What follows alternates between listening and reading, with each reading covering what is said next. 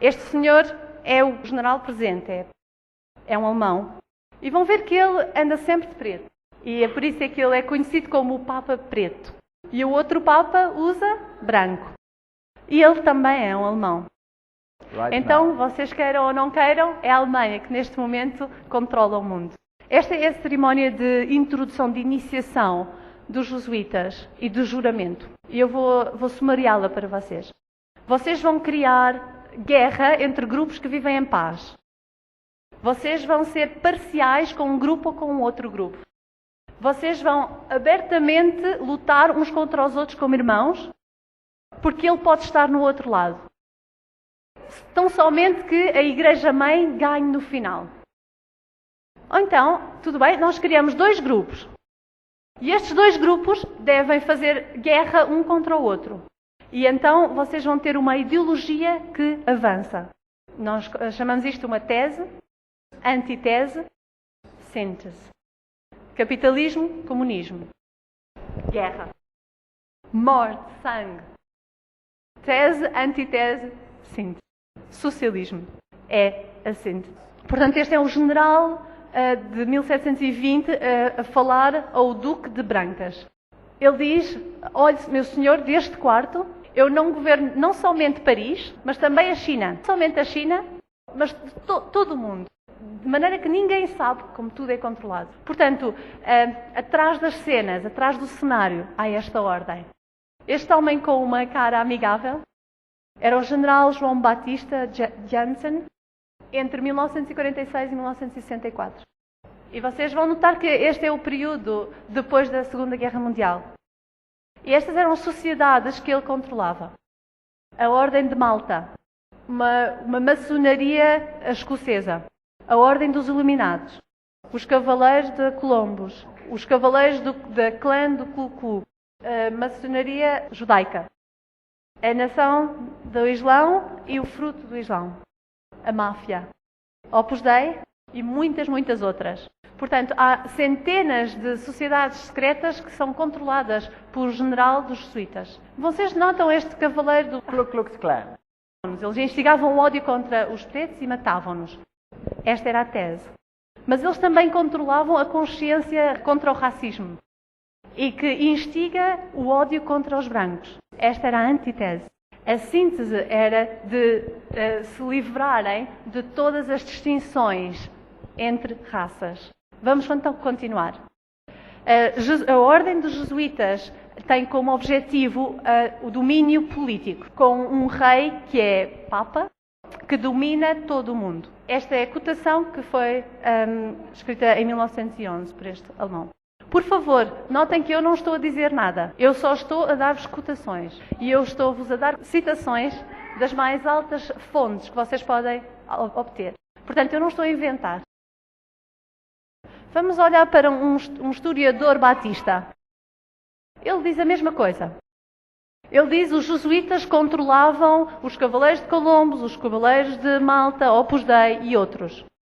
Ele tem uma citação muito interessante. Ele diz: a verdade é que os jesuítas de Roma, eles perfeicionaram a maçonaria para que seja o instrumento mais eficiente para que consigam alcançar os seus objetivos entre os protestantes. Uau! A Igreja Romana Cristã baniu a maçonaria. Era um pecado mortal ser-se maçom. Então, significa que quase todos os católicos ficaram de fora e então os protestantes foram chamados. Mas enquanto foi banida, estavam 17 pessoas hospedadas no Vaticano e cada cardinal também era um membro. Então é assim que se faz. Vocês criam uma organização, ban-se a organização, mas controla-se por dentro e não há nenhuma suspeita que cai sobre a organização que controla. Vamos agora olhar para uma citação de uma fonte oculta, Blavatsky. Ele está a escrever em deusa Isis, portanto, que está descoberta. Todos os rituais da maçonaria são os rebentos deste culto a esta deusa. E eles trabalhavam sobre as instruções do general dos jesuítas. Então, eles mesmos dizem, no grau 32 da maçonaria, um maçom, ele ouve o seguinte: A ciência oculta dos magos antigos é encontrada nos direitos da mais alta maçonaria. Portanto, noutras palavras, a ciência oculta dos antigos magos está escrita, está explícita nos direitos dos maçons. A maçonaria livre admite, tem a ver com o oculto. Também nesta Morais e Dogma, nestas lojas da maçonaria, eles têm livros sagrados. Uma loja cristã vai ter uma Bíblia. Judaica vai ter um Pentateuco. Uma islâmica vai ter o Corão. E agora ele diz, um deles tem a verdade, mas ele não diz qual. Bom, mas a gente vai voltar a isto mais tarde. Vamos agora ao Corão. Isto é o Corão. Esta é a edição que foi dada pelas Nações Unidas e fala de humanismo. E aqui diz que Cristo foi salvo de todo da indignidade da cruz. No Corão diz, eles não o mataram, nem o crucificaram, mas foi como eles fizeram parecer que era assim, mas certamente que eles não o mataram. Então o Corão diz, Jesus não morreu por ti. O Corão diz que nenhuma das pessoas do livro devem acreditar nele.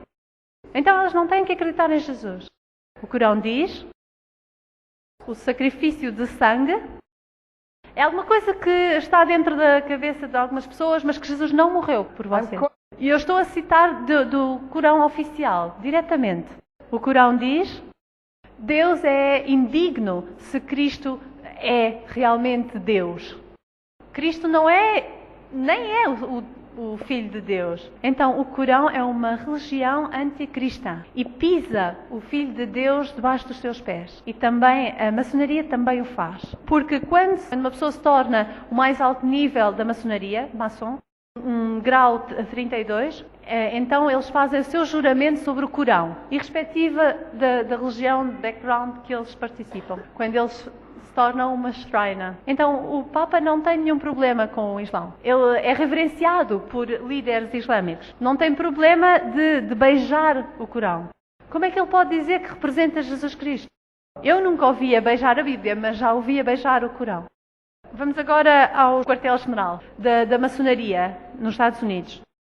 Portanto, em Morais e Dogma, diz que a maçonaria tem reservado dentro de si os seus segredos. E até leva os seus membros a se afastarem, intencionalmente. Então, de facto, só há apenas uns poucos maçons que saibam o que é que está a passar. No grau 33, eles bebem vinho de uma caveira humana e eles juram uns votos secretos terríveis. Aqui nós lemos deste maçom que os homens deviam se esforçar por serem Cristo, em vez de acreditarem que Jesus era o Cristo. Então é a religião antiga da serpente que diz que tu vais ser Deus.